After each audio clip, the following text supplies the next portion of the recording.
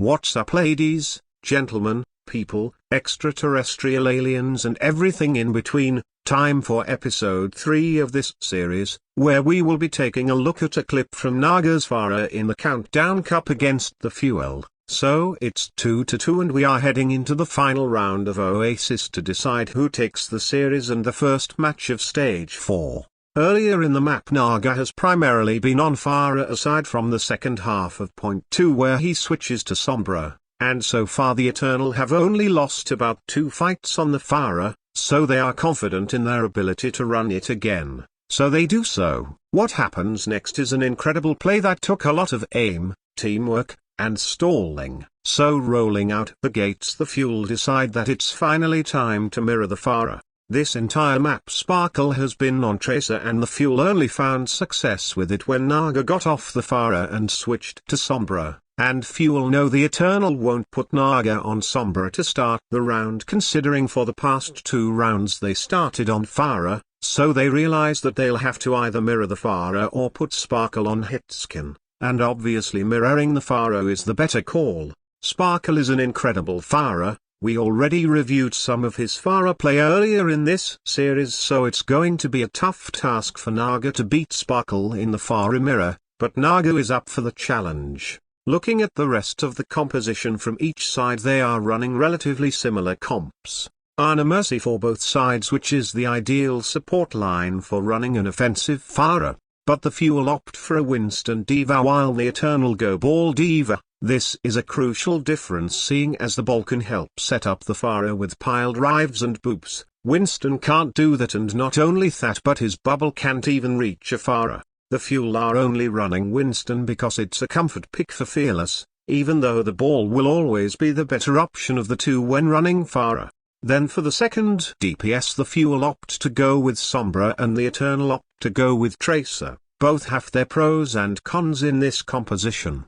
Sombra can help assist the Pharah with her hacks and EMPs, but lacks a lot of damage output. Meanwhile the Tracer can output a lot of damage on her own and can help assist in winning fights where the Pharah dies early, but she lacks any assisting utilities to help the Pharah. But I think the decision to put Doha on Sombra and Onigod on Tracer is more just for the sake of comfort picks for both these players rather than about the utility each hero offers. But the lack of a Tracer will come back to bite the Fuel, and you'll see what I mean.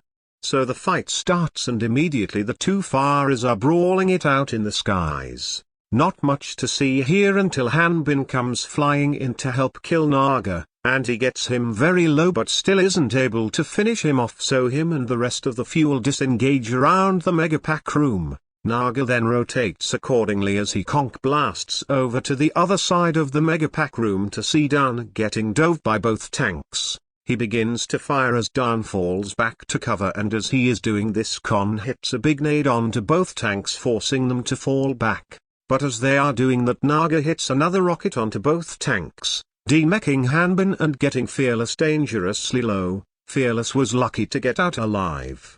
Naga jump jets in to try and finish off Fearless, but as he is doing this he is caught completely unaware by Sparkle, who catches him out with 2 well-placed direct rockets. This is a pretty dumb mistake from Naga, but the Eternal are willing to let it slide. Remember how Hanbin got demeched. This is crucial now as Hanbin is forced to go back to spawn and reset his mech, essentially putting the Fuel down a player. He wouldn't have been of much use either way, but the risk of getting staggered was too big of a risk for the Fuel to take. Either way Hanbin is in a bad spot being demeched, and this is why Naga getting picked off first is not that bad, because in the process he demechs Hanbin, so it might as well have been a 5v5. With Hanbin being forced out of the fight, the Eternal are able to stall until Naga gets back. Off of some incredible dodging from Con, great positioning from the rest of the team, and just a little bit of luck, Naga is able to return to the fight fast enough, and unfortunately for the Fuel,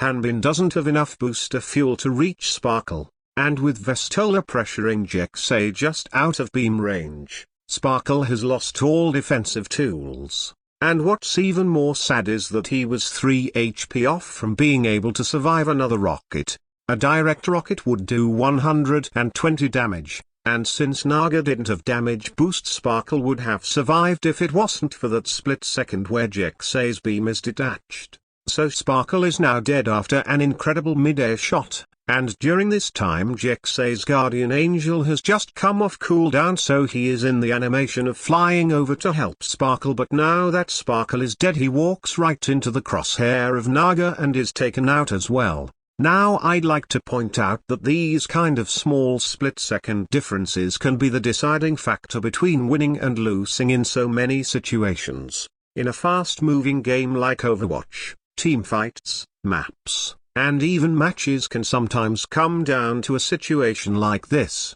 But anyways, a few seconds later Repel throws the nano onto Fearless to try and turn the fight around, but it's too late. Fearless gets easily isolated and the Eternal supports are able to negate all of his damage. And while this is happening, Onigod takes out Repel, so now both supports are out of the fight and Naga is still putting out damage onto the exposed Winston. And soon after, as he tries to fall back, Fearless is taken out. The last two members of the Fuel can't do anything in this situation, so they are forced to fall back, and thus the fight is won for the Paris Eternal.